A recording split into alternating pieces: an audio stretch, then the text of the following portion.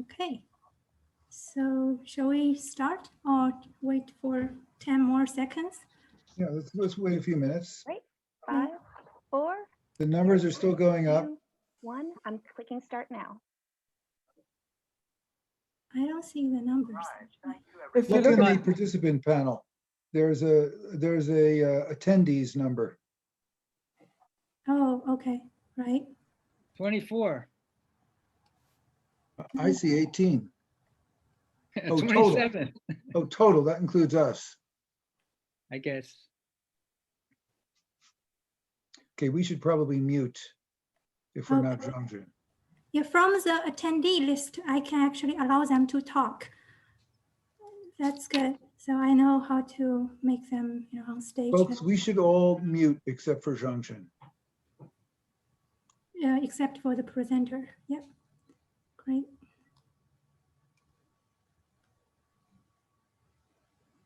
Okay.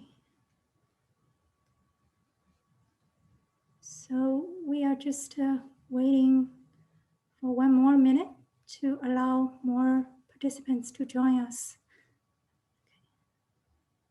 Okay, everyone's on mute.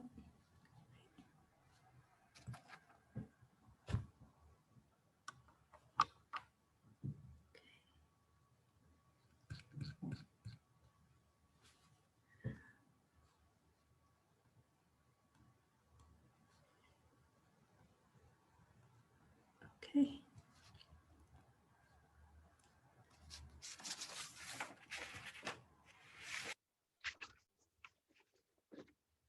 Okay, so I think we should start since people are entering. We have more attendees. Great. So welcome, everyone. This is the URPE ASSA session, the political economy of China, institutions, policies, and the role in the global economy. As China's economic importance has grown, so has attention to the transition and the structure as well as the influence of Chinese economy. At the same time, we are also observing increasingly contested rhetorics and narratives about China's performance, as well as some debates. So in this panel, we will be discussing 2 of these debates, one on China's market transition, and the other whether China is imperialist or not, by exploring the institutions of China's political economy, the evolution of state policies, and China's political economic relation to other countries. We have 3 paper presentations. The first one is from Mingqi Li. Mingqi is professor of economics from University of Utah. And his presentation title is China, Imperialism or Semi-Periphery.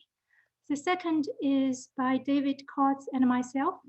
David is professor of economics from University of Massachusetts Amherst, and I am Zhongjing Li, assistant professor of economics from University of Missouri, Kansas City. The third one is from Isabella Weber. Isabella is assistant professor of economics from the University of Massachusetts Amherst. Oh, sorry, I forgot. David and my paper's title is China Imperialist? Economy, State, and Insertion in the Global System. The third paper by Isabella Weber is titled How China Escaped Shock Therapy, the Market Reform Debate. After the 3 paper presentations, we are fortunate to have 2 discussants. Chiara Piovani, Associate Professor of Economics from the University of Denver, and Steve Cohen, Professor of Economics from Knox College, to give us comments. Okay, so each paper presentation will last roughly 20 minutes, and each discussant comment will last roughly 10 minutes. After all of these presentations and comments, we will respond to questions raised by audience and have further discussion. Okay, so if you have any questions, please feel free to post your questions in the Q&A session or raise your hand in the last 40 minutes. And if you are willing, we can call you on the stage to have a direct conversation. Okay, So I will post the link about our abstracts as well as papers uploaded to the ASSA program for you to read. Okay, so if you have any questions, let's have more discussion later. Okay, so without further ado, let me just transfer to Ming-Chi for your presentation. Okay, Ming-Chi, the floor is yours. Okay, thank you very much for the introduction, and also thank everyone for being here. Let me first share the screen here.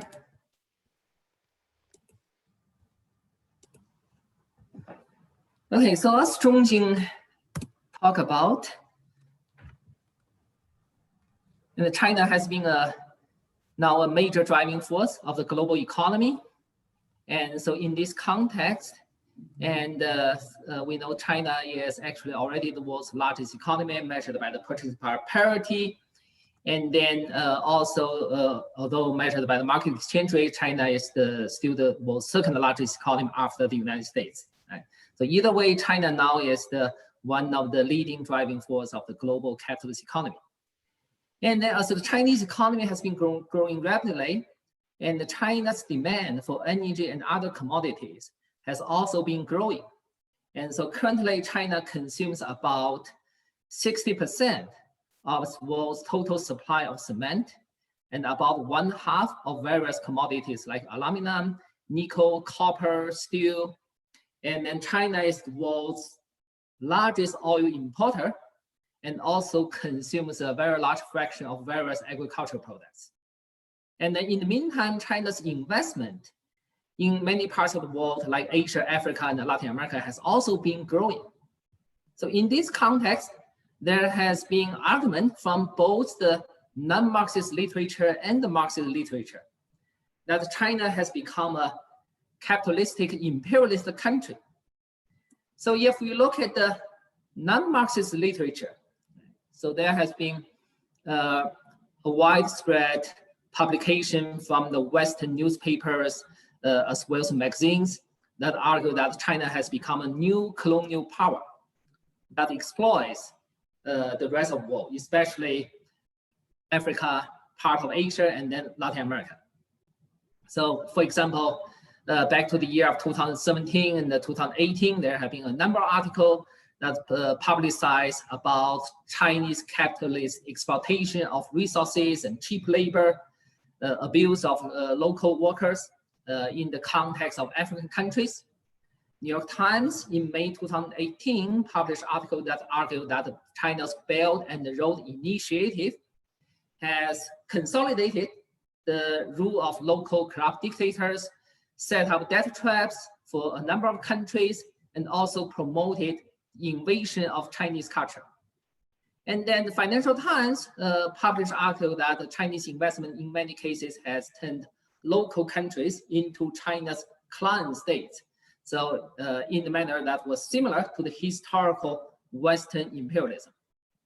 So other than the non-Marxist literature, interestingly, there have been a number of Marxist scholars inside as well as outside of China that have used Marxist, especially Leninist theory, to argue that China has become a capitalistic imperialist country. So for example, N.B. Turner, who is a Maoist Marxist, arguing that China has become a monopoly capitalist country, and that monopoly Chinese capital manages itself through the combination of state-owned banks and the Chinese industry, as well as China's massive exports of capital. So that illustrates the dominance of finance capital, and that therefore makes China an imperialist country. David Harvey, and who obviously is an internationally famous Marxist, and has argued that because of China's holding of US government debt, as well as China's land grab in Africa and Latin America, and that seems to suggest China is emerging as a new imperialist power. And then within China, very interestingly, a large number of young Chinese leftists now believe China has become both a monopoly capitalist country as well as an imperialist country. And then interestingly, one of their leading theorist, Fred Ernst, who is a very legendary figure. And he is the son of two American revolutionaries, Irving Ernst and also John Hinton. So if you have not heard John Hinton, she was the sister of Bill Hinton, and who wrote a very famous book about China's land reform called Function. So Fred Ernst was born in China and then grew up in China, and now he has become a leading theorist among the Chinese leftists.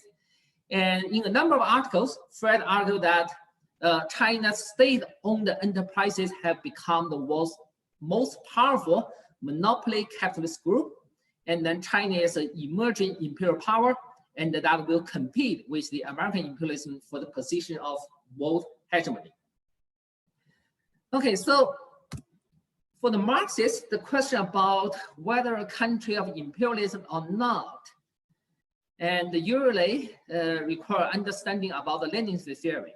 And we know that Lenin, in his pamphlet on imperialism, famously summarized the 5 essential features of capitalistic imperialism. And so I will just go over this very quickly. And that includes concentration of production and capital, and the merging of banking capital and the industrial capital, the export of capital that Lenin argued that had become exceptionally important in the era of imperialism, the formation of the international monopoly capitalist group, as well as the territorial division of the whole world by the leading capitalist powers. Now, while we are familiar with these 5 features of imperialism, and we know that these imperialist features were proposed by Lenin in the early 20th century, and some of them, I think it's safe to say, are no longer quite relevant today. So for example, the territorial division of the world and could no longer be understood in its original meaning. And given that we no longer live in a world where much of the non-Western world was conquered by the historical imperialist power as their colonies or semi-colonies. And then also regarding the concentration of production and the capital that developed into the monopolies. And let's remember that in the early 20th century, this concentration of capital probably was mostly limited in the historical imperialist countries. But now it's difficult to find a meaningful capitalist country in any part of the world that has not developed some features of concentration of production and capital. So we have to apply these features to today's world carefully. And then in fact, even in the book on imperialism, immediately after talking about the 5 features, and Lenin argued that the 5 features by themselves probably would be insufficient to fully understand the political implications of the concept of imperialism. And then in the German and the French, in the preface to the German and the French edition of this imperialism that was published in 1920, and then Lenin made further elaboration on this, what Lenin referred to as the second definition of imperialism. And where Lenin argued that it is precisely the parasitism and the decay of capitalism that was characteristic of its highest historical phase of development, that is imperialism. And so, okay, I need to see this somewhat more clearly myself. Okay, so capitalism has now singled out a handful of exceptionally rich and powerful states which plunder the whole world simply by clipping coupons. And then Lenin in particular pointed out this very important feature of super profits. So in other words, imperialism for Lenin means not only the exploitation of working class at home, but also the exploitation of the working people in the non-imperialist part of the world that will allow the capitalists in imperialist countries to appropriate super profits.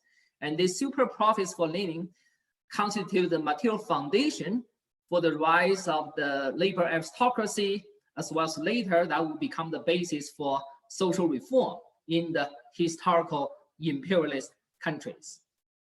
So therefore, imperialism in this context did not simply mean the concentration of production capital. It did not even simply mean the export of capital. That export of capital would have to bring in super profit, and that would allow the capitalists of this imperialist country to exploit not only the workers at home, but also the working people in the non-imperialist part of the world. So let's see to what extent today's Chinese capitalism constitute imperialism in this sense.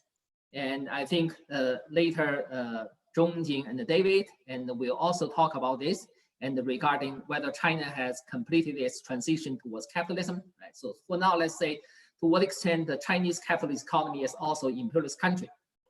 Now, if we look at China's international investment position as of 2018, and so China, by the end of 2018, had accumulated a total amount of foreign assets, total assets abroad, by more than $7 trillion. And then if we subtract China's total liabilities, and China's net investment position was also positive, again, it's more than $2 trillion. So if you just look at these numbers, it seems very clear that China has become a very large exporter of capital in today's world. That seems to be consistent with the argument that China has become imperialist. But where is China's enormous foreign assets invested? Out of that $7 trillion, about $3 trillion belongs to China's foreign exchange reserves. And then less than $2 trillion, or to be a little bit more precise, about $1.7 to $1.8 trillion, took the form of foreign direct investment. Now, if you look at the existing Marxist and the non-Marxist argument that China has become imperialism, you may have the impression that China has made massive investment in places like Africa, Latin America, in order to exploit the raw materials and cheap labor in that areas.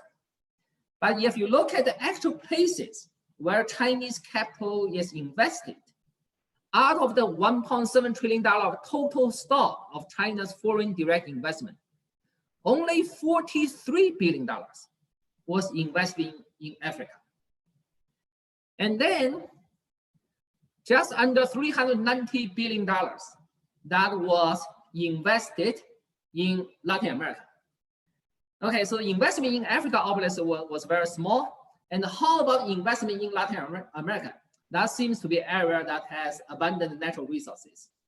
But if you look at the details, out of the $390 billion invested in Latin America, about $370 billion is invested in Cayman Islands and the British Virgin Islands.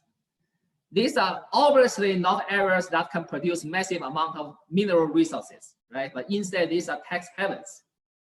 And then if we look at China's investment in Asia, more than $1 trillion is invested in Hong Kong, Macau, and Singapore. In other words, ethnic Chinese cities.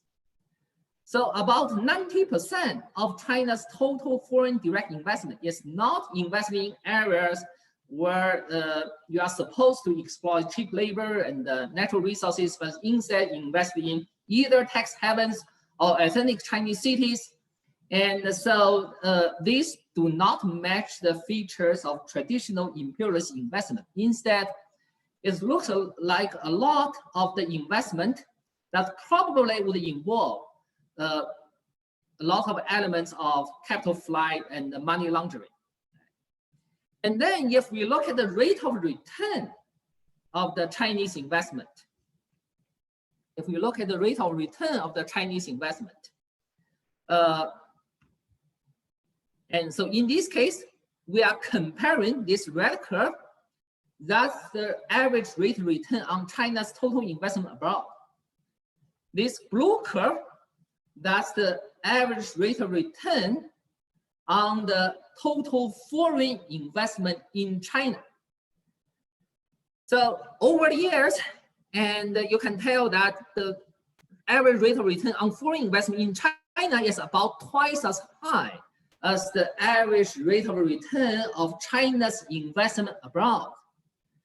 So even though China's total assets, total foreign assets exceed the total liabilities by about $2 trillion. But because China's average rate of return on foreign investment, on investment abroad is so low compared to the rate of return of foreign capitalists in China, China's net investment income from abroad has actually stayed in the negative territory. So this is just a graph that compares the net investment from abroad as a percentage of GDP between China and then a number of other East Asian economies like Hong Kong, Japan, that is Taiwan and South Korea, right? And so 0% is here. And so you can tell that China's net investment from abroad has been consistently negative. So rather than appropriating super profits from the rest of the world, the net result of China's investment abroad, subtracting the foreign investment in China, is to subtract profits from the total Chinese capitalist property income. Okay. So that does not seem to meet the definition of imperialism. Okay, so as I earlier talked about, some of the features of Lenin's imperialist theory probably are no longer quite relevant today. So since the Second World War, there have been different theoretical approaches that have been developed and inspired by Lenin's original imperialist theory. And one of the very influential approach has been the world system approach. Okay, so very briefly, according to the world system approach, the capitalist world system can be divided into 3 structural layers, including the core layer that exploits the rest of the world through unequal exchange, and then the periphery layer that transfers the surplus from itself to both the core and the semi-periphery. And then on the other hand, semi-periphery, which historically has been the preferred location of industrial relocation from the core, would engage in, when it engage in trade with the core, it would suffer from unequal exchange. But it would benefit from unequal exchange when it engage in trade with the periphery. Okay, so if we apply this world system concept to today's world, so in this graph, I'm showing what I call the average labor terms of trade. So which is a ratio of the total amount of labor embodied in the imported commodities divided by the total amount of labor embodied in the exported commodities. So that is what I call the average labor terms of trade. So if we compare the labor terms of trade between the US and China, and so it's obvious that US has been a typical imperialist country where an average American labor could trade for about 4 to 5 units of foreign labor in international trade. And then by comparison, China's average labor terms trade has been consistently below 1, meaning that China has suffered from unequal exchange. But China's labor terms trade has improved dramatically since the 1990s. So back to the early 1990s, it took about 20 units of Chinese labor to exchange for 1 unit of foreign labor. Now, because of the improvement of labor term trade, it takes about 2 units of Chinese labor to trade for 1 unit of foreign labor. So China's labor term of trade has improved, but China continues to suffer from unequal exchange in terms of its overall trade. But if we look at China's term of trade against various geographical areas, okay, so again, and if it's 1, and that means there is roughly equal change in terms of the labor embodied, right? And so if it's below 1, that means China suffers from unequal exchange. If it's above 1, that means China benefits from unequal exchange. So in this case, the bottom 2 curves that represents the United States as well as the other high-income countries, So clearly, in this case, China suffered from unequal exchange when it trades with US or other high-income countries. So in average, it takes about 4 or 5 units Chinese labor to trade for 1 unit of American labor or 1 unit of labor from other high-income countries. On the other hand, China is roughly on the par with areas such as Latin America and the Middle East regarding the, as well, also the Eastern Europe regarding the labor terms of trade. Now, China has already developed a small but significant advantage in its trade with other low income and middle income East Asian countries. So that basically means the Southeast Asian economies. And then, but if we look at the China's trade with sub-Saharan Africa, and then in this case, China clearly benefits from unequal exchange, and because it now takes about 1 unit of Chinese labor to trade for about 2 units of African labor. And then now it takes about 1 unit of Chinese labor to trade for about 4 units of South Asian labor. So China now has become beneficiary of unequal exchange regarding its trade with South Asia, Sub-Saharan Africa, as well as most of the Southeast Asian economies.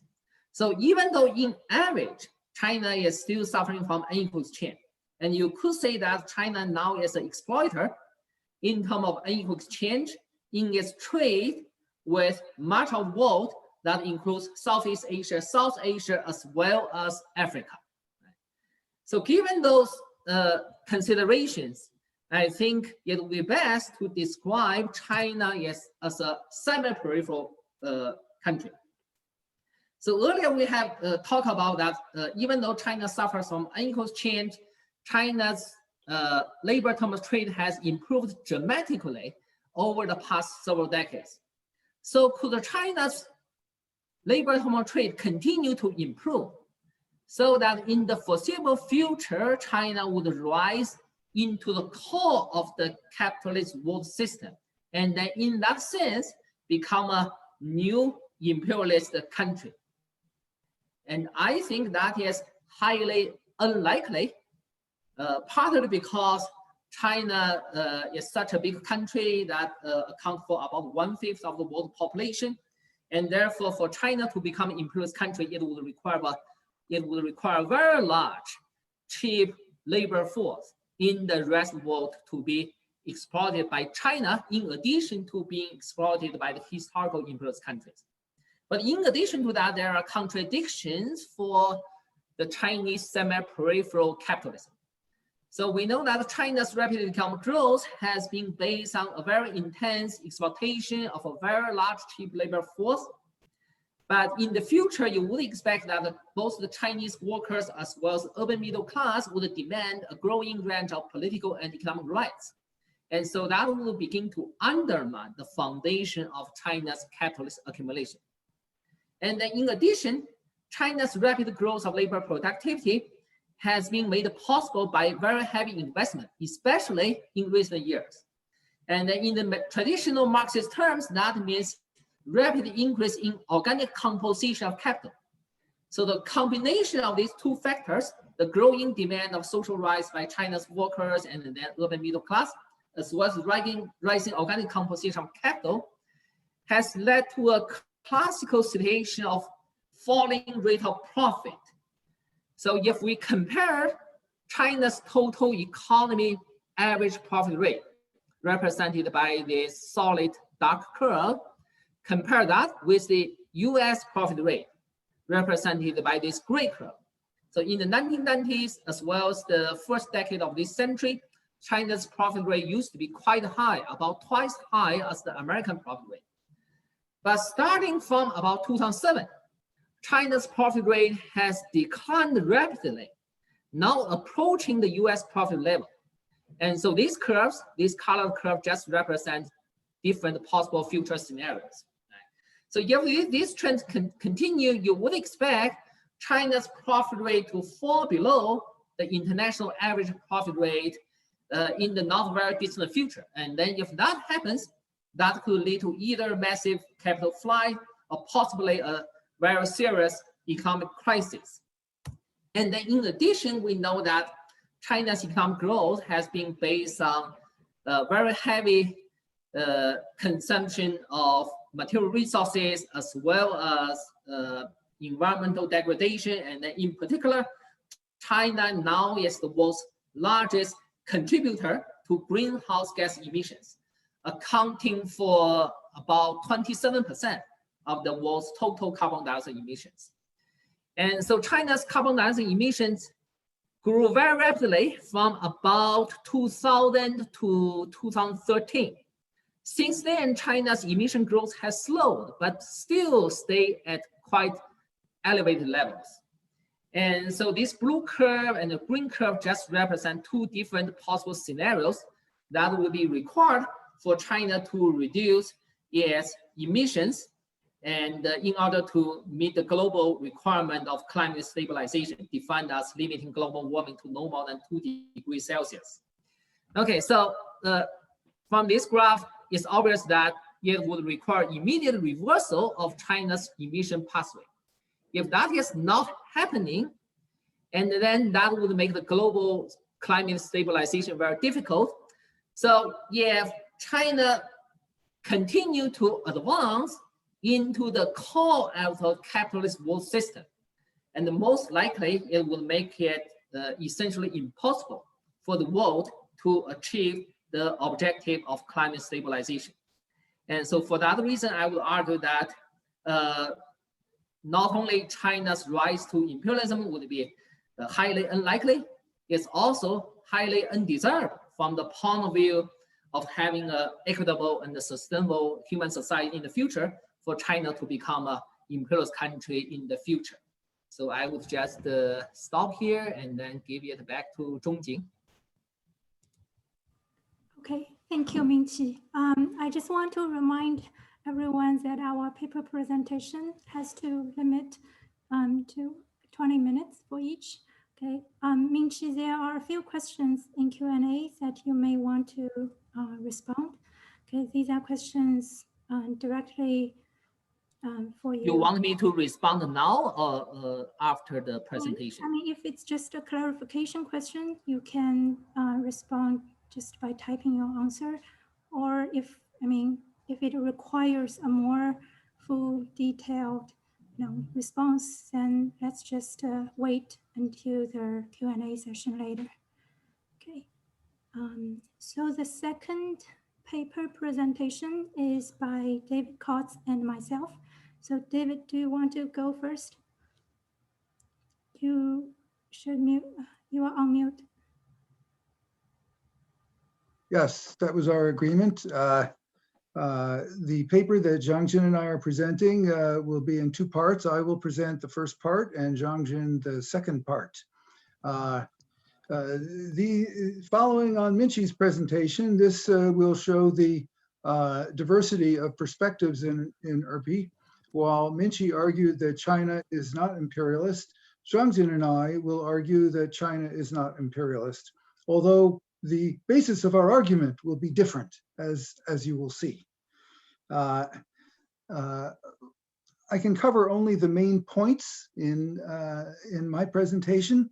The paper is too long to present fully. China's giant economy is now closely integrated into the global capitalist economy. And as Mingqi has noted, many analysts have claimed that China has become an imperialist power. What our paper does is to use our understanding of the Marxist theory of imperialism to analyze China's role in the global system. And it has the following steps. First, we'll ask what is meant by imperialism. Second, what is China's economic system today? Third, we'll consider whether the combination of economy and state in China gives rise to an imperialist drive. And last, Zhangjin will present empirical evidence about China's political economic relations with other countries to evaluate the claim that China is imperialist. Now, we also, as Minchi did, studied Lenin's work on imperialism, although we drew a somewhat different meaning of imperialism. In our view, what is relevant for considering the question of whether China is imperialist is a general definition of imperialism that could apply to some variety of social forms. And in our view, Lenin's work had a second meaning of imperialism, a more general one than the 5-point definition, which is essentially what is listed on this slide, that imperialism is the economic and political domination of one country by the ruling class of another, exercised through the state and centered around the extraction of economic benefits for the ruling class of the imperial power, at least in the first instance. The imperialist character of capitalism, which has a very powerful imperialist drive, is rooted in the pursuit of profit and the capital accumulation drive that are built into capitalism. These lead to several types of economic benefit for a capitalist ruling class that are obtained through domination by the imperial power. The control of export markets, not simply being able to export, but being able to gain especially advantageous conditions in other countries. Secondly, the power to impose low prices for the import of raw materials and intermediate goods. Third, maintaining favorable conditions for obtaining an extra high rate of profit on direct investments in other countries and ensuring the security of such investments. This includes, for example, the power to prevent unionization at workplaces in other countries. Fourth, guaranteeing favorable conditions for financial institutions to extract high interest rates abroad. And fifth, this fifth point has to do with raw materials. Imperialism does not just involve buying raw materials from outside the country, but from controlling the development and export of raw materials located in other countries and seizing the major part of the revenues from raw material development. The fact that China has a very large economy and has many interconnections with the global economy does not in itself establish that China is an imperial power. The question is, does China's mode of production generate a drive to establish relations of imperialist domination? So I turn to the economy. A mode of production includes not just an economy, but also political institutions and ideological aspect, but we begin with the economic aspect.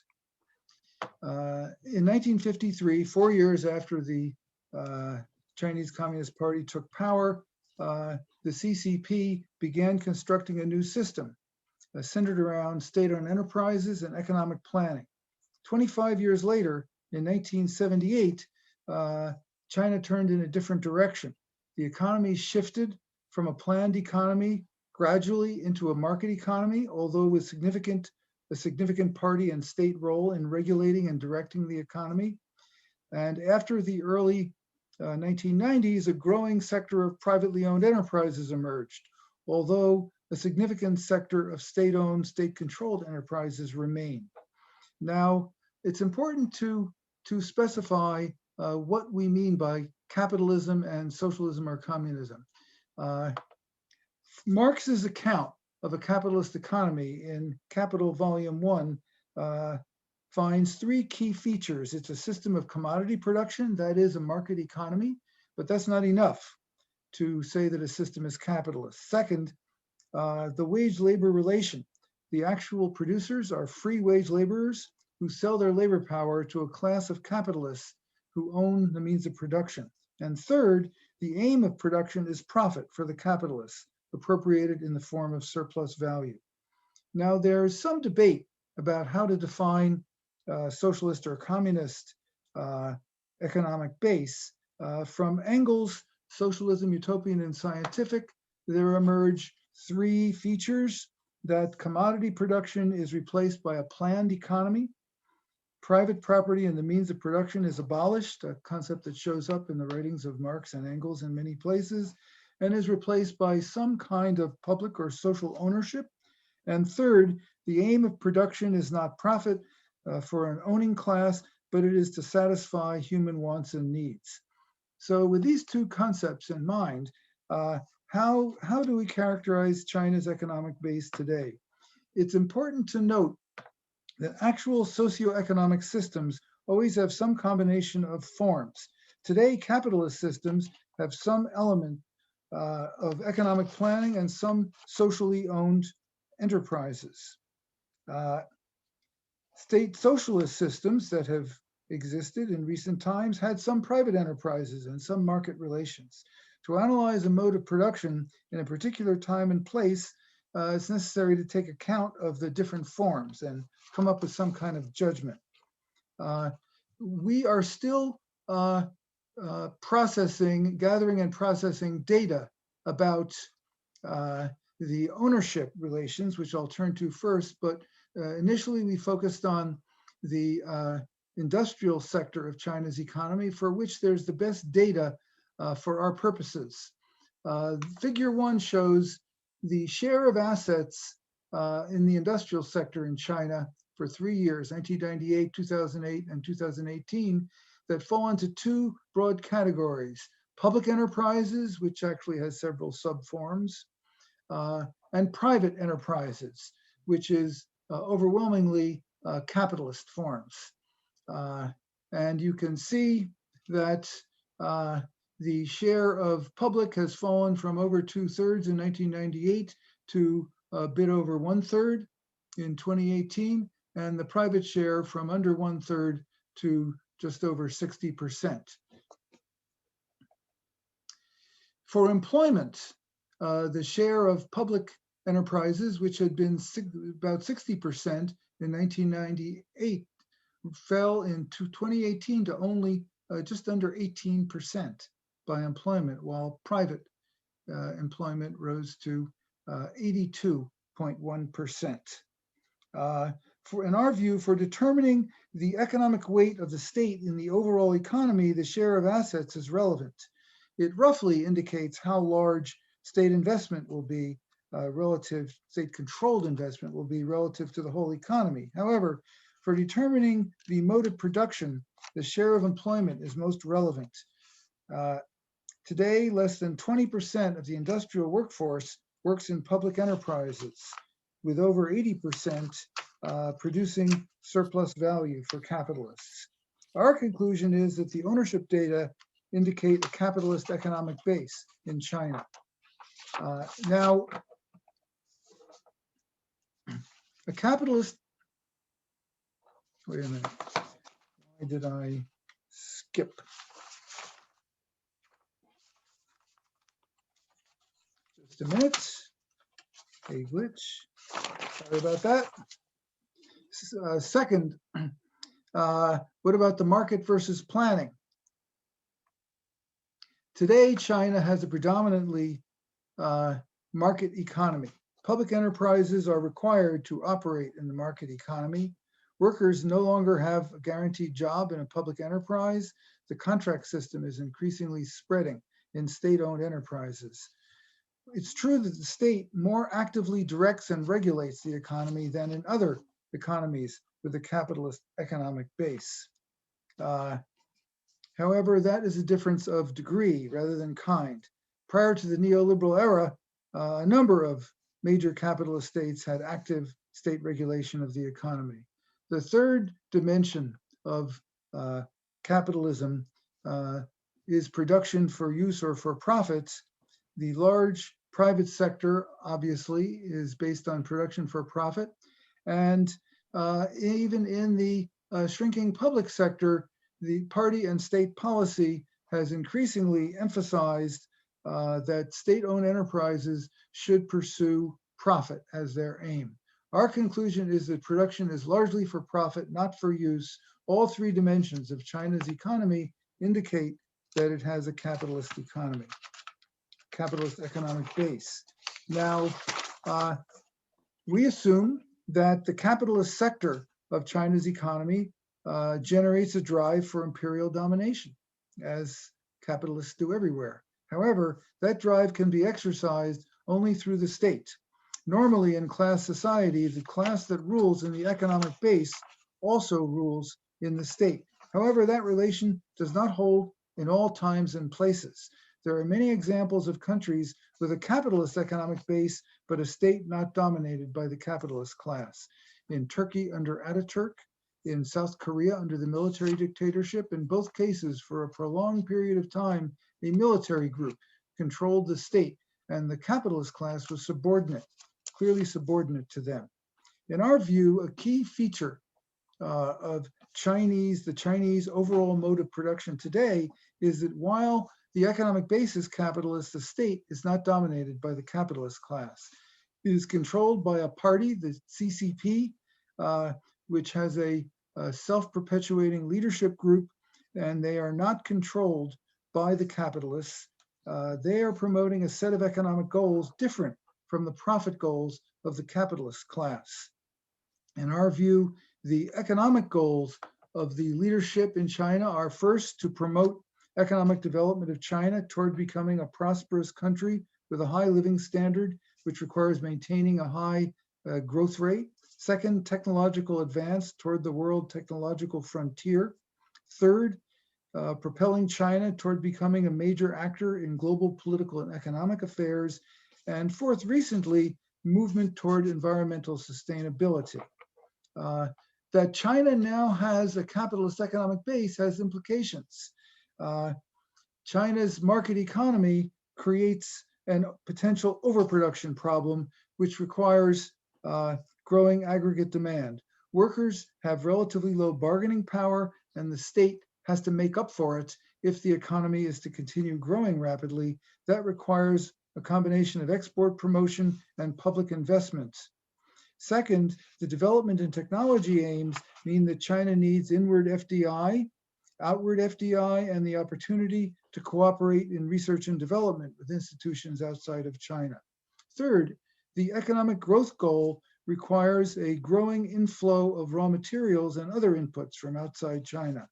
And fourth, to obtain the needed imports, China must export, including using its highly developed infrastructure investment capability in trade for needed imports. However, the above needs do not generate a drive for the Chinese state to seek domination. The cheapest, most efficient way to meet the above needs is by offering mutually beneficial deals in other countries. The key point about capitalist imperialism is that establishing and sustaining domination over other peoples is very costly. They resist. The whole people of an imperialist power do not benefit from imperialism. The capitalist class gets the benefits while the working class largely pays the price in blood and treasure. So our conclusion, based on the analysis of the economic base and state, finds that China's overall mode of production does not generate a drive to establish imperialist domination over other countries. Next, Jiangjin will present evidence that China's involvement outside its borders have not been imperialist. Okay, thanks, David. Okay, so I will basically present the empirical part regarding China's engagement outside its borders. Just to emphasize that this is still an ongoing project. We have uploaded a preliminary draft on the ASSA program and would welcome any comments and suggestions. Okay, so as Ming-Chi pointed out, China's increasing global activities and influence have led to proliferation of commentary debates, and policy analysis, not only within the mainstream media, but also in the political activist circle, and also within the left in general. But if you pay attention to, you can see that the dominant discourse indicts a monolithic China practicing new liberalism, new colonialism or imperialism. However, this prevailing narrative about China's expansion says more about ideological contestations about China rather than the true nature of its engagement with other countries. So we have investigated much of the literature on this topic and find that China's engagement abroad reflects the transition in China's domestic economic base, which has generated a search for profit abroad by some private companies based in China, but not a pursuit of state domination. So regarding the transition in China's domestic economic base, Isabella will present more in her presentation later. For example, regarding the participation by Chinese in African countries' agricultural has transitioned from agro-socialist cooperation with aid projects from the late 1980s to the agro-capitalist model for commercial farming since the 1990s. But much of the literature has pointed out that the practice is not agro-imperialist practice. Chinese engagement in agriculture and rural development in Tanzania, for example, was basically following Tanzania's market-oriented reforms and open up strategy from the late 1980s. It has witnessed more private capitalist presence from China since then for investment opportunities there. Okay, the rapid growth in trade with Latin American countries since 2000 is a result of the rapid expansion in China's export sector, especially after China joining the World Trade Organization in 2001. Moreover, China's overseas development finance follows a state-supported market-based approach, which places significant weight on financial feasibility, an approach that actually mirrors China's own development in the past decades. Okay. So reviewing China's overseas lending since 1949, literatures have been concluding saying that China has always been an active international lender, as illustrated in the following figure here. From lending to other communist states in the 50s and 60s to more developing countries in the recent 2 decades. Official Chinese lending has always had a strategic element. In this figure, you can see China's overseas lending increased relative to GDP after China joined the World Trade Organization and adopted the growing global strategy. Combined with China's rapid growing GDP, this made China into a dominant global creditor. More importantly, studies have found that unlike other major economies, almost all of China's external lending and portfolio investment is undertaken by the Chinese government, state-owned companies, or the state-controlled central bank, not by private investors that follow the logic behind profit-oriented decisions.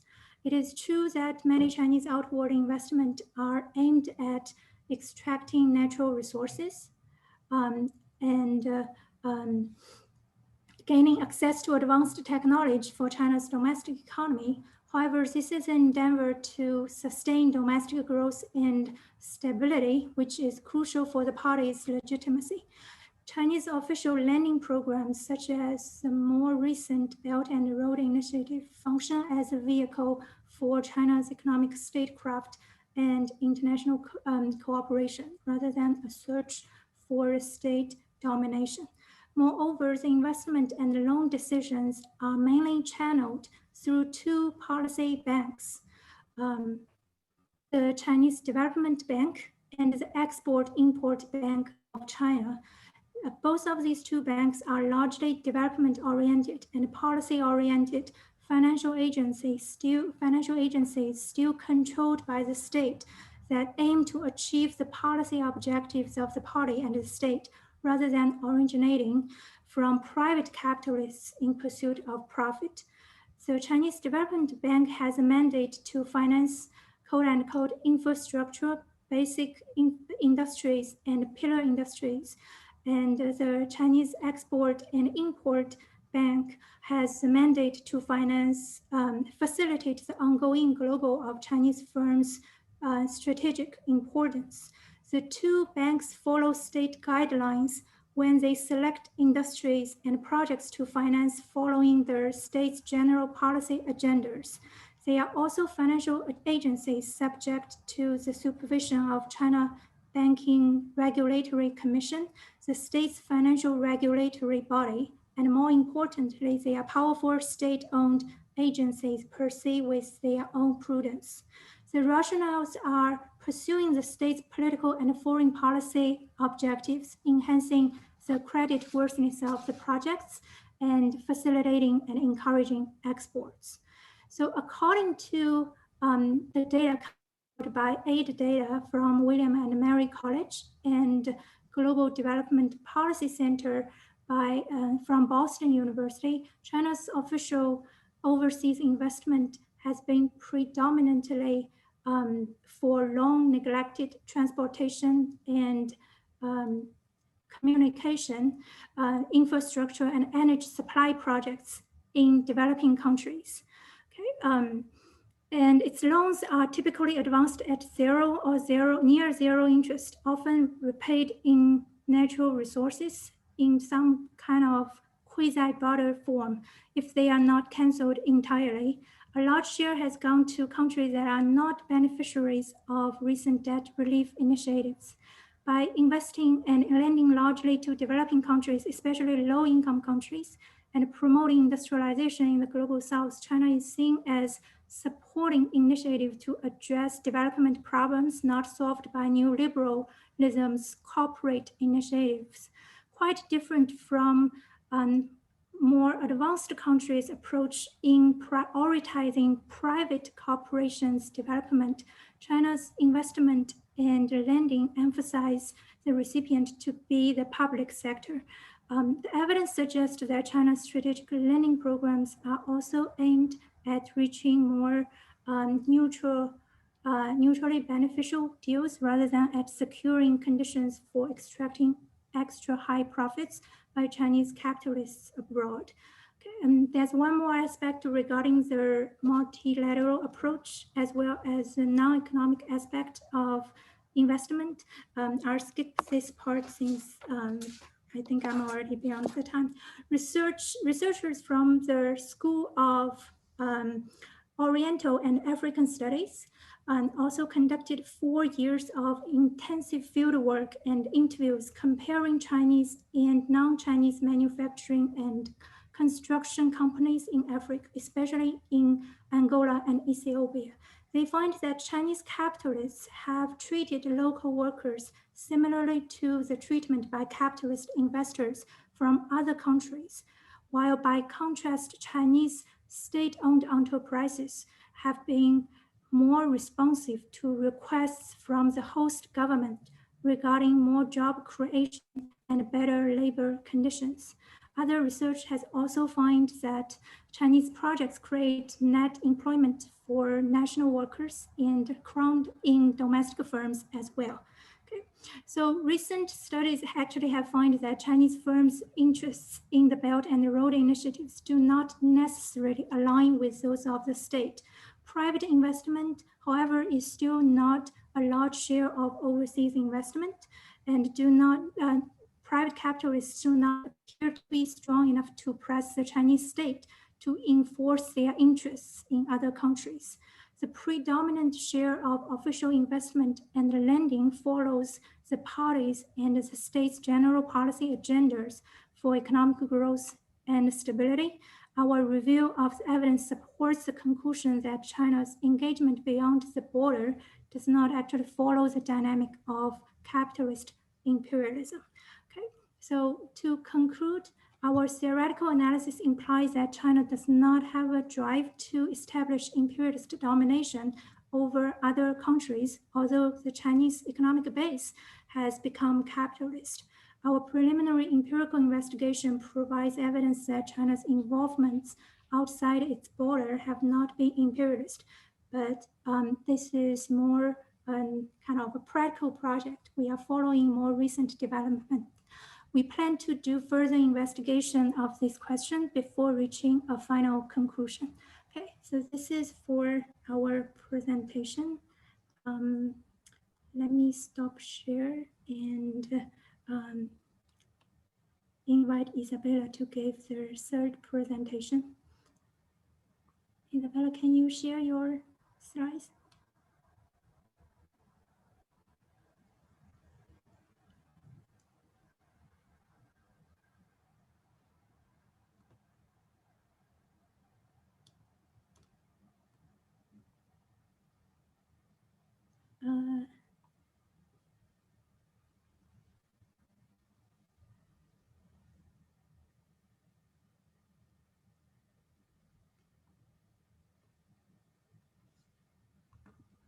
Sorry, there has been an issue with my computer. I'll be right with you. Okay. Sorry for that.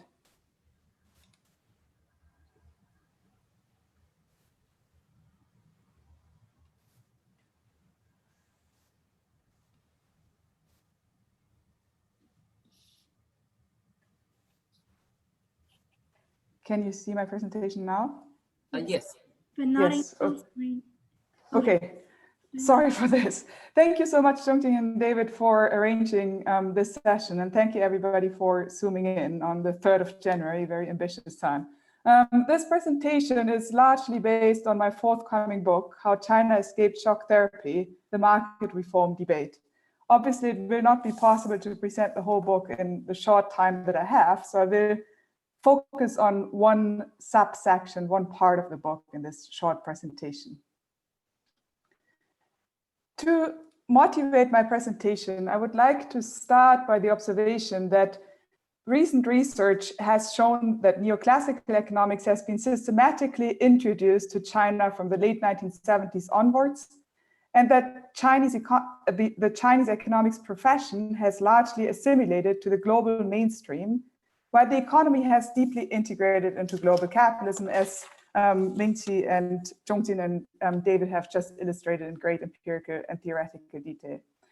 Yet at the same time, as also Zhongjin's and David's presentation has illustrated, China has not undergone wholesale institutional assimilation with global neoliberalism and did not follow the Washington consensus, that is to say, the policy prescriptions of neoclassical economics. Unlike other transition economies, first and foremost, of course, Russia, that prominently implemented shock therapy following the advice of the Bretton Woods institutions.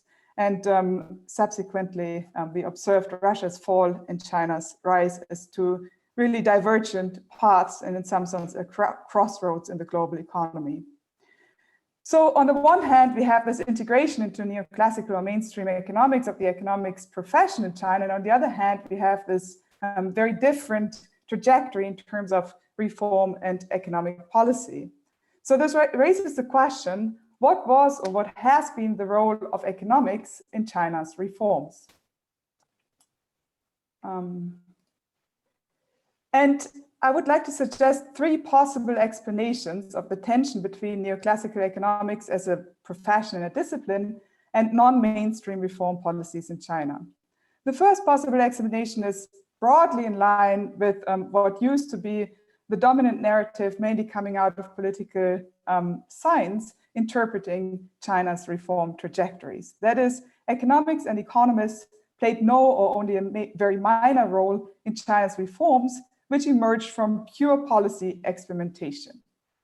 This has been challenged by recent research, not least by Steve Cohn's book, Competing Economic Paradigms in China, who is the commentator for this session, but also Huo and Palmer this year in the review of international political economy have an account of China's engagement with the Ford Foundation.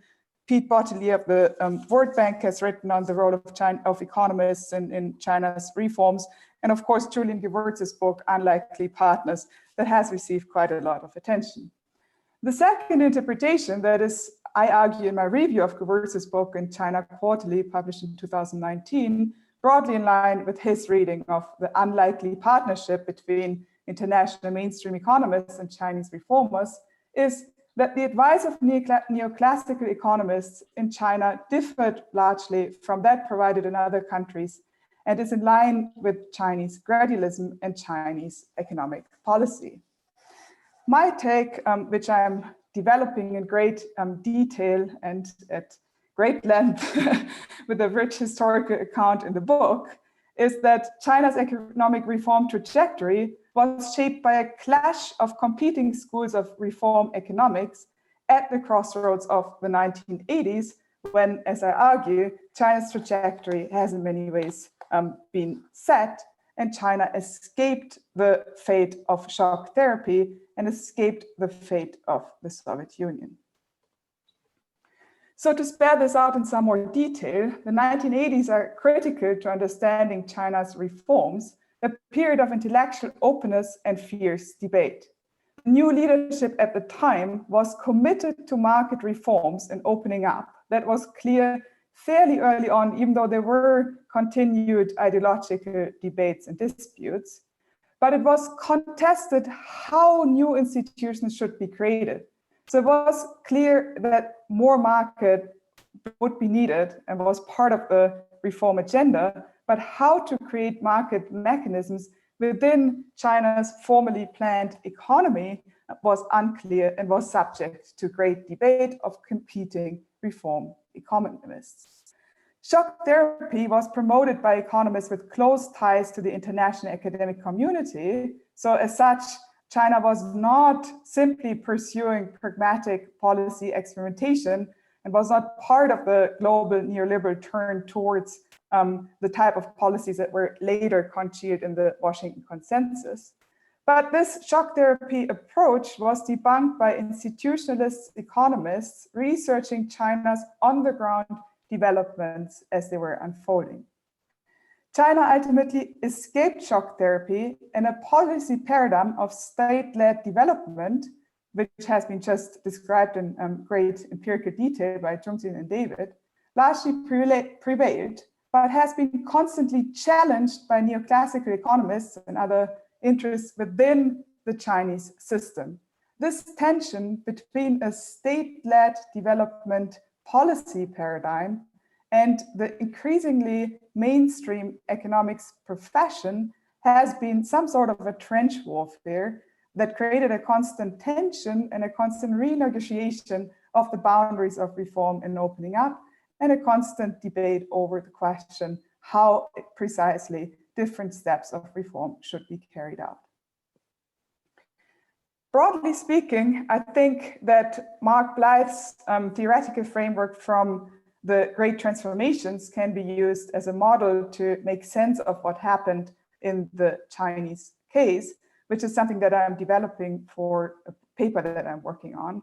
So Blyth argues that if we want to understand the role of economic ideas in institutional change, we have to think about it sequentially. So he suggests that in periods where an institutional crisis gives rise to a renegotiation of the institutional arrangements and finally results in new institutions, economic ideas become powerful tools.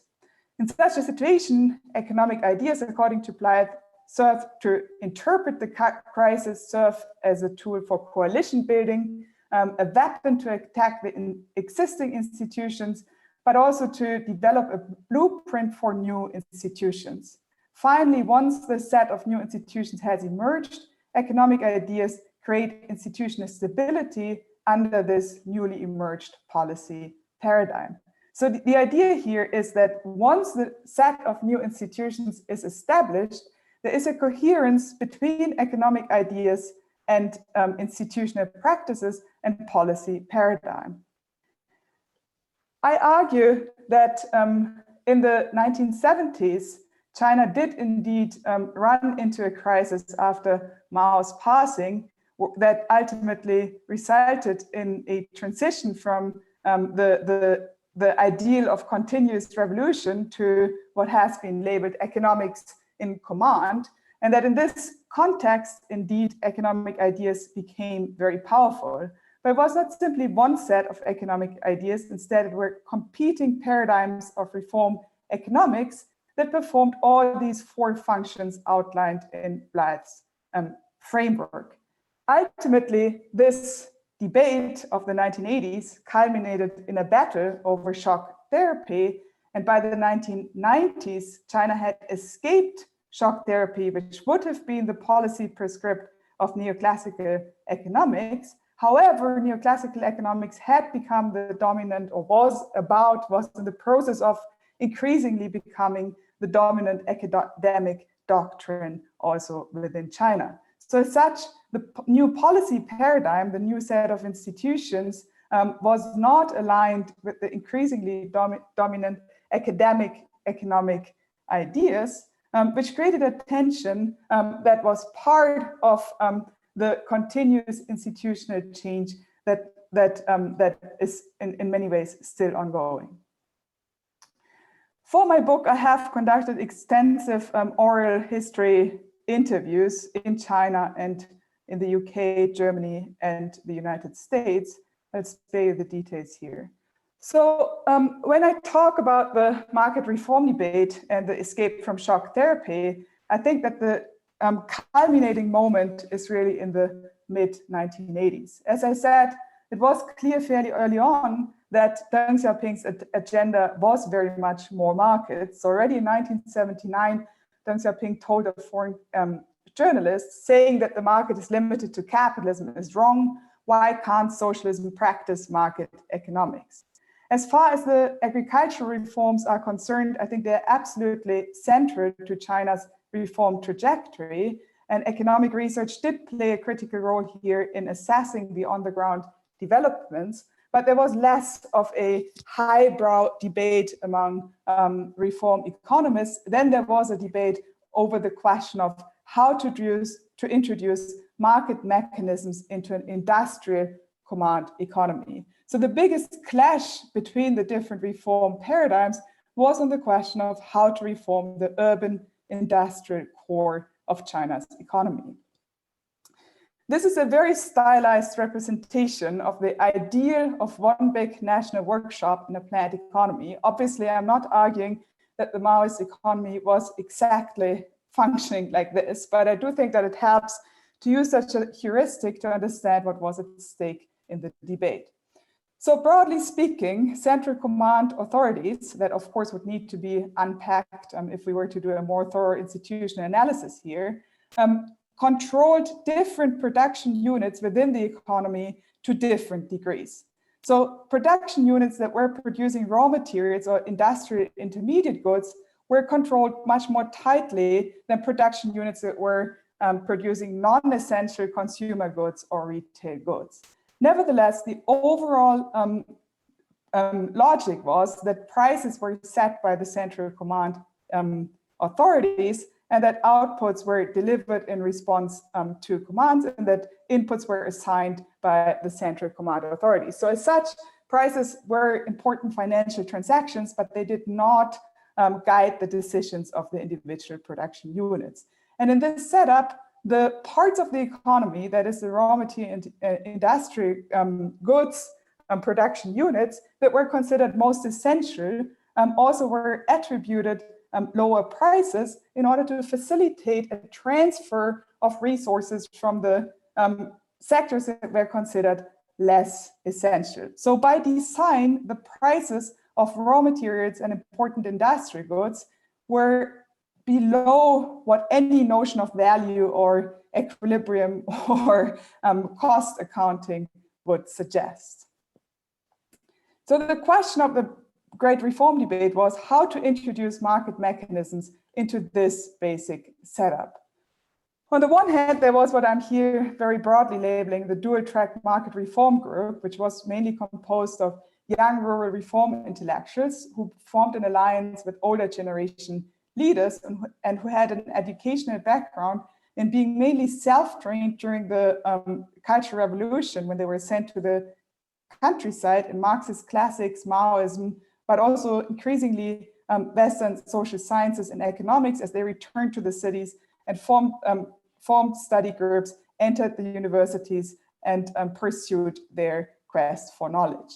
They were intimately familiar with the workings of Chinese agriculture, and many of them played an important role in the initial rural reforms. They were, broadly speaking, located in the then emerging think tanks and were quite directly advising the central leadership. The intellectual inspiration for this broad camp of market reformers was, on the one hand, for the older leaders, the experience of the Civil War, when they had used so-called economic warfare and had used markets to out-speculate the speculators.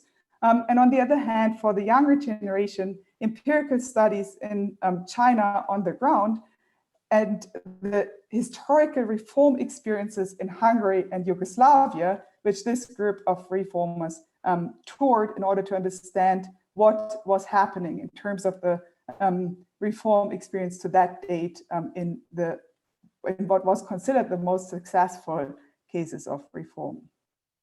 I skipped that.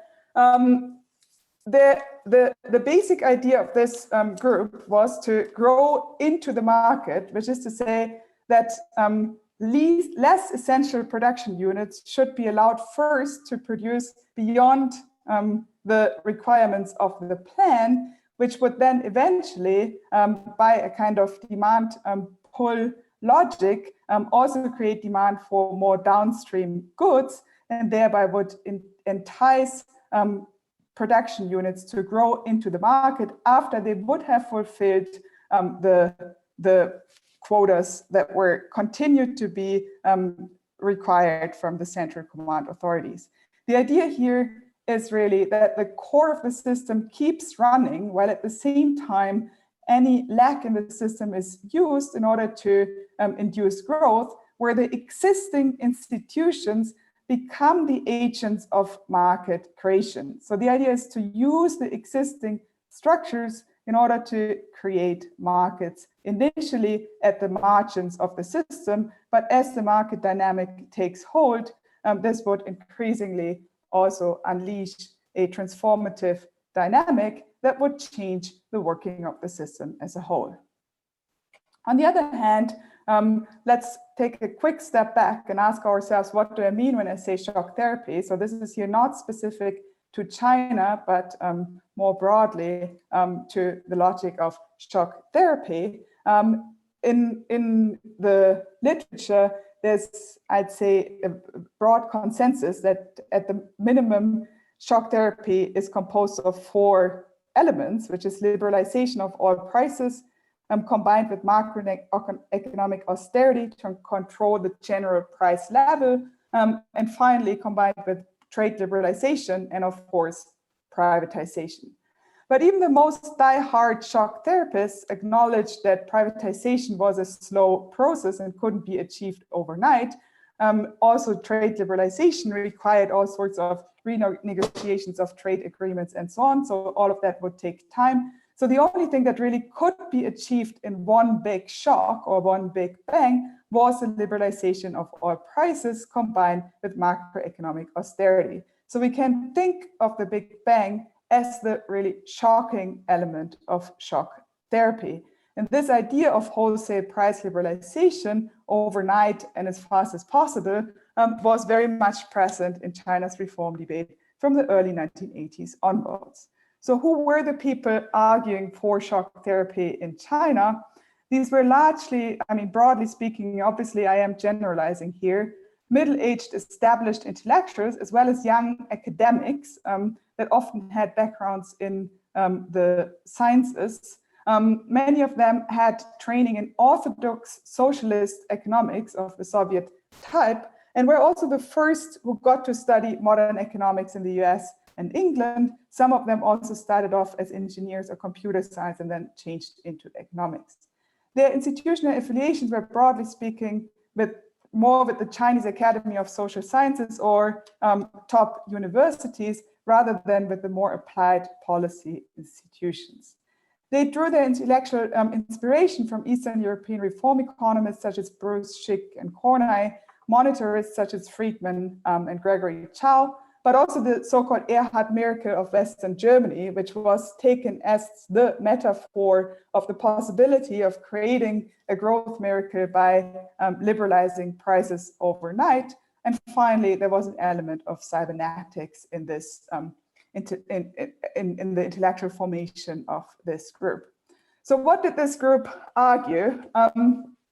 By the time of the big clashes in the mid-1980s, the dual-track price system that I had just introduced had already largely been established as the actual political practice in China's reforms. So they were criticizing the dual-track system as generating inherent rent-seeking and corruption. And they were also using here the language of rent-seeking and new public management, and suggested that because each of the managers in these formerly socialist production units would be facing two prices, one low price within the plan and one very high price outside of the plan, this would create vast opportunities for corruption, and therefore would create a friction and contradiction in the system that was worse than what was there before reform. So what should be done would be to cut the ties with the central command authorities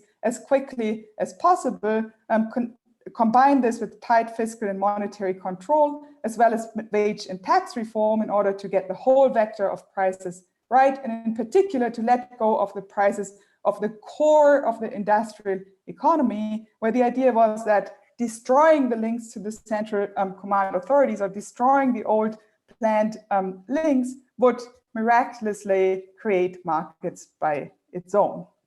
So the core of the debate was really on the question of whether or not the prices of the core of the industrial system should be let go. Even some of the dual-track price reformers argued that for the non-essential goods for which prices used to be high under the old system, prices could be let go, since there was large scope for increase in production due to the very high profit rates in these sectors. However, the core of the system, the commanding heights of the old industrial system, should continue to be controlled and should continue to be subject to the dual-track system, since they were considered as key elements of China's development and reindustrialization strategy. So they argued, those who debunked the idea of shock therapy, that if you would let go of the prices of raw materials and intermediate goods, this would push up prices, since the prices in these sectors had been by design very low. So clearly they would increase once they would be liberalized. And since scarcities in these sectors remained, this would eventually result in a upward spiral in prices and wages, since this was considered a form of cost push, inflation would not be controllable by macroeconomic control, fiscal or monetary policy, but would create a dynamic of its own that would eventually undermine the stability of the Chinese system, and therefore, in fact, instead of helping to reform the economy and helping to generate growth and development, would undermine the ability of the Chinese state to achieve these precise goals. I will skip over this and jump right here. So this was what I've just presented to you was in some sense a stylized summary of the key arguments in the debate. So let's take a quick look at how this played out historically. 1986, China came very close to implementing shock therapy in the sense of letting go of oil prices overnight. A program office had been established that was set up by the Prime Minister Zhao Ziyang at the time to design a strategy for overall price liberalization. But this was ultimately stopped by these young reform economists that had very close ties to Zhao Ziyang, and Zhao Ziyang was convinced that this was not a good idea, and in the end turned around and stood up against the initiative that he himself had taken. In 1988, reform reached an impasse in the sense that the golden years of reform, where everybody seemed to be simply benefiting from the introduction of the market dynamics came to a close, and it became increasingly clear that reform also meant losses for large parts of the population, which created an increased tension and increasing the fear on the part of the most senior leaders, in particular Deng Xiaoping, that if he wouldn't be acting quickly, the backlash against reform could reach a level that his whole reform project would be undermined. So Deng Xiaoping himself takes the initiative for another big bang. This is here a report in Renmin Ribao where Deng Xiaoping meets, ironically, a delegation from North Korea and uses this as an occasion to make an announcement on China's readiness to take risks and push through the gate of price reform. The reaction to only these announcements of radical price reform is that people start to completely panic. Bank runs and panic buying happens, and eventually this panic that is unleashed, together with the already tense situation before this announcement, creates the first hyperinflation since the revolution and fairly large social unrest, which is an important background to what happened in 1989. And obviously this should not be 1980 here. So it's an important background to the Tiananmen uprising and crackdown. After 1989, those who had been arguing for a form of shock therapy were quick to denounce Zhao Ziyang as a traitor and so on, whereas the young reform intellectuals who had been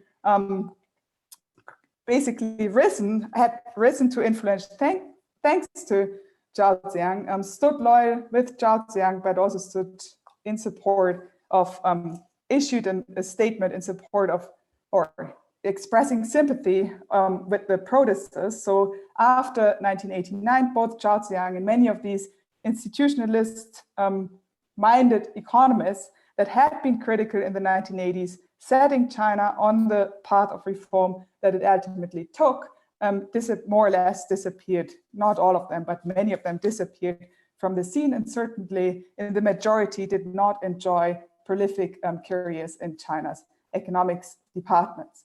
After Deng Xiaoping's southern tour and the resumption of reforms, there was what we can think of as a small bang here in the early 1990s.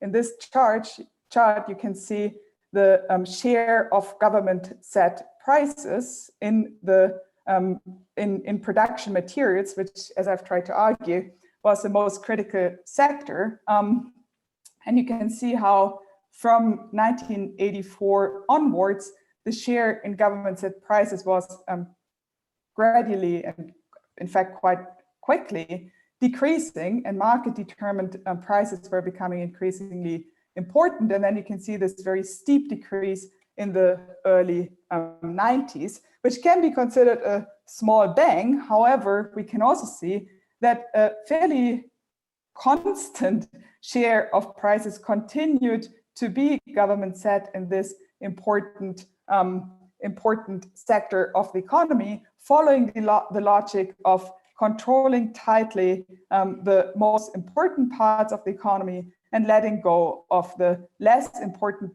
less strategically critical parts for China's development project. Here's some evidence how this plays out in terms of profit rates, but I'm going to skip this now and jump right to my conclusion. Neoclassical economics and the logic of shock therapy emerged as dominant reform thinking among established intellectuals in the 1980s, or if not dominant, then at least prominent. The revolutionary generation of reform leaders were, however, ultimately not prepared to risk the survival of the communist state and to put the core of the industrial system under threat, which could have endangered their vision for long-term industrialization and development. The dual-track system provided a feasible and, in fact, already practiced alternative mechanism to deal with the uncertainty of institutional change and the challenge of market creation, employing the existing institutions instead of destroying them. And this practice had gradually emerged as a policy paradigm through the market creating activities of state-owned enterprises and state commercial entities, and was refined and defended by on-the-ground economic research. The tension between a state-led development policy paradigm and a neoclassical economics profession, or at least largely neoclassical economics profession, emerged at the crossroads of the 1980s, but became increasingly dominant in the 1990s. And I believe that in many ways it still prevails and is one element that has been part of the ways in which China's reform path has evolved. Thank you very much. Thank you. So now let's move to the comments by Chera and Steve. Chera, would you like to be the first? You are still on mute. Sorry, you are still on mute. We can't hear you. Can you Yes. hear me? Yes. Yes. Can I just get started, or I need to do anything for the video? No, it's fine. Okay. Well, thank you very much for giving me the opportunity to provide comments to Minchi and Jeonjin and David papers. I found them very interesting, especially in light of the similarities in their conclusions, but also the very different analyses and the arguments that they present. The question of whether China has been imperialist is certainly of central importance for those who are interested in understanding the evolution and the prospects of the global economy, and in making sense of how China's roles in the global economy have been changing since China's adoption of a socialist market economy in the early 90s, and especially after China's adoption of the going out strategy in 1999, with which China began promoting outward foreign direct investment. As acknowledged by both papers and presentations, even the media have shown growing interest in understanding whether China has actually been pursuing imperialism, given China's rapid growth in foreign direct investments abroad and increase in foreign lending, especially towards other developing countries. Using a different empirical approach, both papers agree on the view that at least at this point in time, there is no empirical ground to state that China is pursuing imperialism, under the shared assumption by both papers that the concept of imperialism always needs to be defined historically. And so it is necessary to adopt a definition of imperialism that is appropriate to the current characteristics of the capitalist mode of production. The two papers, however, profoundly differ in their view of how China's growing role as a bank, as an investor, should be interpreted. Specifically, I would like to make reference to a couple of quotes that I read in the papers. Jeonjin and David indicate in the conclusion, page 17, that China is supporting initiatives to address development problems not solved by neoliberalism, corporate initiatives, and that China is and the China's strategic lending programs are aimed at reaching mutually beneficial deals. In contrast, Minchi argues at page 1 that China continues to transfer a greater amount of surplus value to the core countries in the capitalist world system than it receives from the periphery. On this ground, Minchi argues that China cannot be described as imperialist, but the relationship with the developing countries is seen as exploitative and extractive. A question that I would like to ask is whether the new forms of integration of China with the global economy can really be stated as either exploitative or collaborative, if we consider China as a nation without necessarily distinguishing between private and state investment abroad, or whether we can find nuances. Are there areas in which China could be seen as a leader in international cooperation, and other areas in which instead it could be China could be seen as pursuing a more traditional extractive development model under a political veil that emphasizes social inclusion, peace, and sustainability. I find profound contradictions in the way in which China has been pursuing domestic development and greater international integration. I see contradictions in the political statements, magnitude of policy action, and actual socioeconomic outcomes. For example, China has certainly taken a global leadership role when it is about committing climate stabilization, building renewable energy capacity, and claiming the intention to replace high-speed growth with high-quality growth. This has certainly played an important role in climate negotiations and in global conversations on how economic development should be approached based on the compelling ecological constraints that we have been facing. In practice, however, much more significant policy action is required to target the socioeconomic imbalances that China has accumulated during the reform era, especially with respect to high income and wealth inequality and massive environmental crises. If we look at the annual report released by the Renewable Energy Policy Network for the 21st century, for example, investment in renewable energy, power and fuel has actually significantly contracted in 2018 and 2019. From $148 billion US in 2017 to $90 billion in 2019.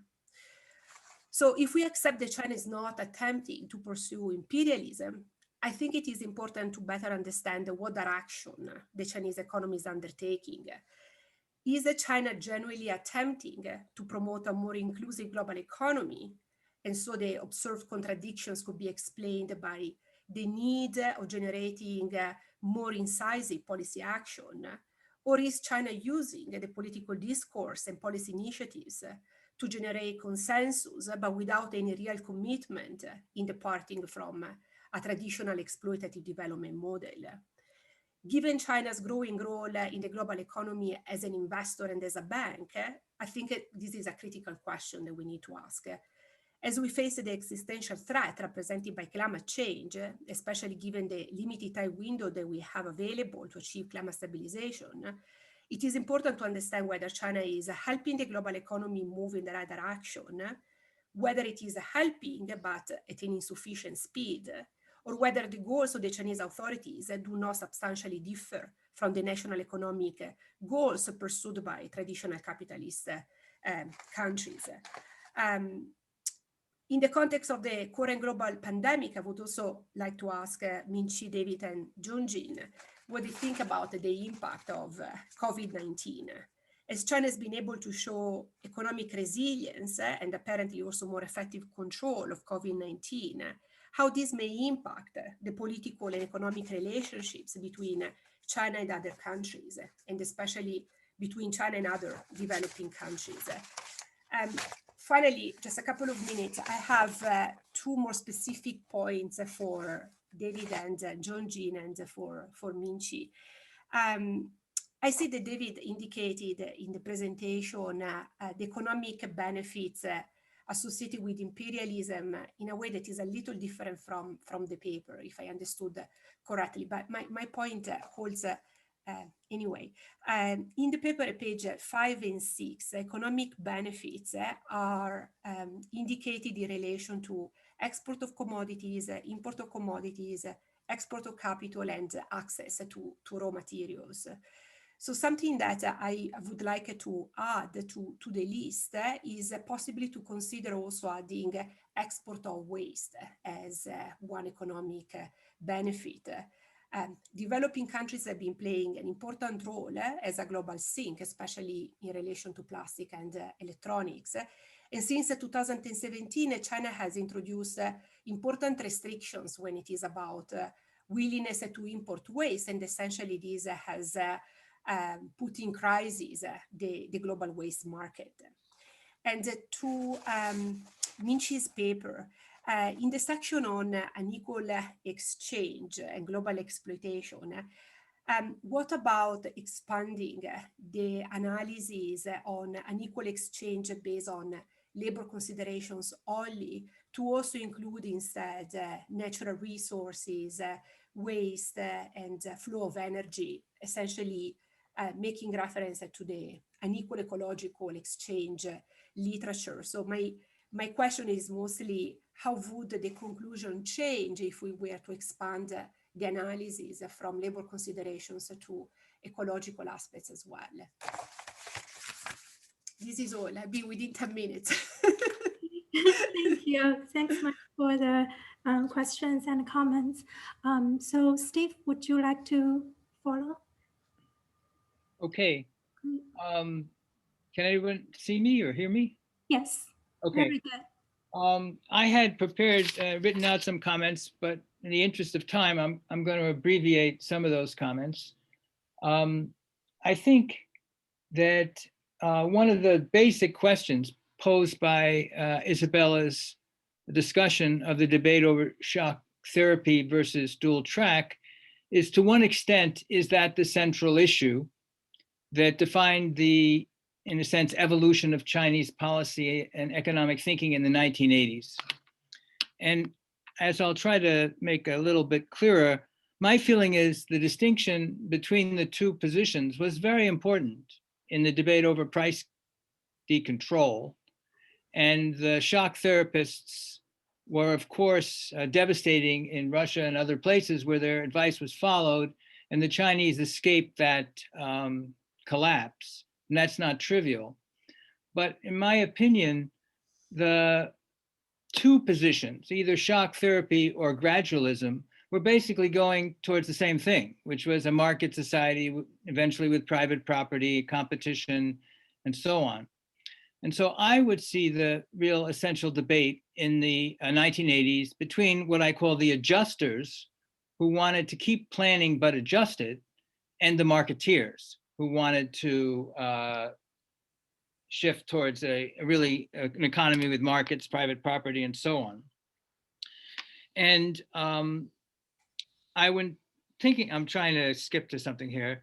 What the adjusters wanted was the planned economy to be the senior partner, the market economy, the junior partner, and to change planning, to shift from heavy industry to light industry, to shift from a very rapid rate of accumulation to a slower rate of accumulation, to be less self-reliant, but to continue to maintain planning as the dominant form of economic activity. I think the marketeers were different, and their project was to turn the Chinese economy essentially into a market economy, and they actually won the debate.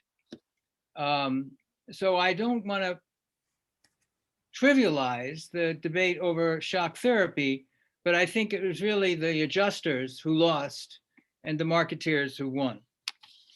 Now, I want to make a second comment about this debate that Isabella so thoughtfully discussed, and also, as I've read some chapters in her book, about shock therapy and gradualism. She has a very interesting discussion where she draws analogies to the old debate, ancient debate from 5th century BCE to the 1st century BCE over the iron and salt monopoly.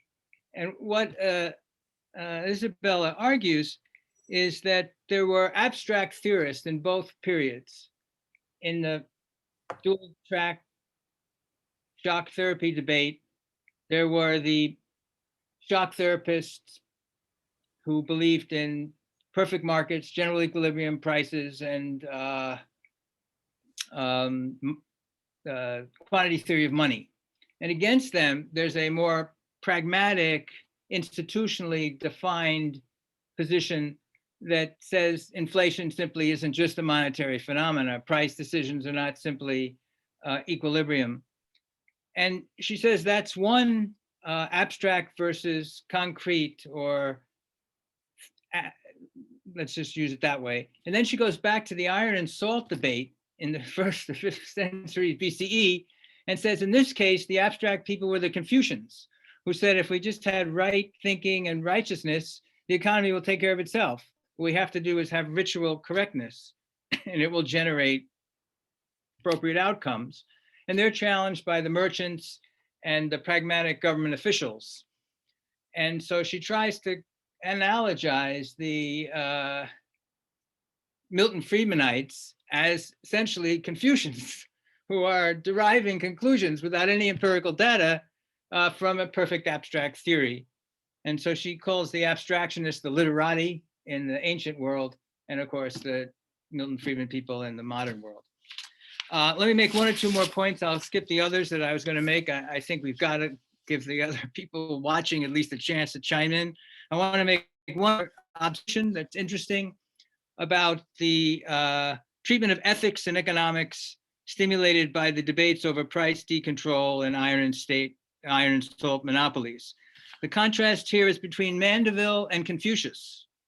Mandeville's approach, echoed famously by Adam Smith, finds public virtue in private vices, while the Confucian tradition seems to imply that ritual order and righteousness must be at the heart of economic policy and are sufficient principles to safeguard economic activities. Now, little final comment, I'm almost done. The primary stage of socialism theorists seem to share Keynes's willingness to postpone the ethical concerns about capitalism until accumulation has made material needs less pressing. The problem with this strategy turns out to be that tastes and preferences are endogenous, so that satiation within capitalism never occurs. Waiting for enough is like waiting for Godot. All right, I'll end there. I had some other comments about what do we mean by successful development and the stat, but we'll skip all that to give other people. Great, thank you everyone. So we have 15 minutes left. There are a few questions in the Q&A session, but we haven't seen anyone raise hand yet. Is there anyone from the audience who would like to ask questions directly to us? You can raise your hand and we can put you on the stage. We have direct conversation, or I can just read questions from the. I'm sorry, how much of mine got through? I lost you guys. Oh, it seems to be quite good. Okay, because I just zoomed out. Okay, so take it away. Okay. So there are a few questions in the Q&A session.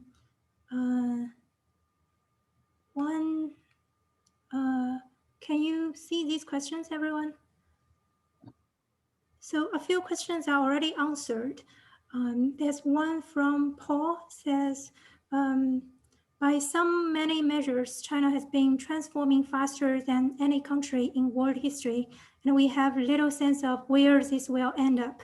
So wouldn't it be fair to simply don't or can't know whether China will soon be or won't be an imperialist country? The impediments seem to be contingent and situational. So Minchi and David, would you like to respond? After the impediments, seems the question is incomplete, or the comment is incomplete. Impediments seem to be contingent and situational.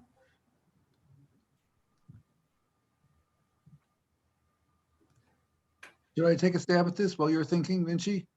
Yeah, David, please. Yes. Well, it's always difficult to predict the future. Yes, China is changing rapidly, but I think that the analysis by Zhangjin and myself suggests that while the state can differ from the economic base for some period of time, that if recent trends continue, eventually, and the capitalist class keeps getting wealthier, eventually they will control the state. And when that happens, we would expect China would become an imperial power, but not in the immediate future. Nothing especially virtuous about any country. It can happen to any country. So I guess while I agree with David and Zhongjing regarding that China is currently not a capitalistic imperialist country, and then we have the interesting disagreements and in the following areas. And one is that I think China has already got a capitalist state. Well, David would argue that the Chinese state is not yet capitalist. And then on the other hand, well, David, you just suggest this is actually a little bit news to me. And you think if the current trend continue, and China is on the path towards imperialist country, and which I think is impossible given the structural constraints of the capitalist world system. So that's some important disagreements we could further explore. Yeah. Okay, great. There's one question specifically for Isabella on why neoclassical economics became so dominant in economics and what the implications are. I assume the questions are for China in the Chinese context. Why neoclassical economics became so dominant in economics and the implications about that. I mean, in some sense, Steve is more qualified to answer that question than me. My take is that within the academic institutions, there has been a long phase of trying to emulate the American system. And in economics, I think this has been very strong. And the attempt to come to the forefront of the economics discipline came along with the attempt to basically conquer the mainstream of the system, which required a complete overhaul of the economic education system, textbooks, the ways in which research is organized within the economics departments, and so on. So what are some of the implications of this? I have the impression that as a result of this, there is a pretty, I mean, not exclusively, of course, it also has to do with capitalist interests and business interests and so on, but through the strongholds of mainstream economics within China, there is a very strong voice in favor of completing reforms in the sense of completing marketization based on the neoliberal idea of what a market economy should be. And as such, I think it is quite consequential in the reform discourses across the board, from financial liberalization, labor markets, and so on. I think there are two questions regarding the the debate on imperialism. One is what David promised to respond in the discussion section regarding government policy to support in terms of loans, small and medium enterprises to set up business in these developing countries. The audience mentioned that I think the anti-China sentiment in those countries came mainly from the local fair competition from Chinese SMEs and the fear that they steal their jobs, opportunities. It is not imperialist as such, but what do you think? And one question regarding the potential conflict between the Chinese Communist Party and the capitalists, or has there been an involved mutual accommodation?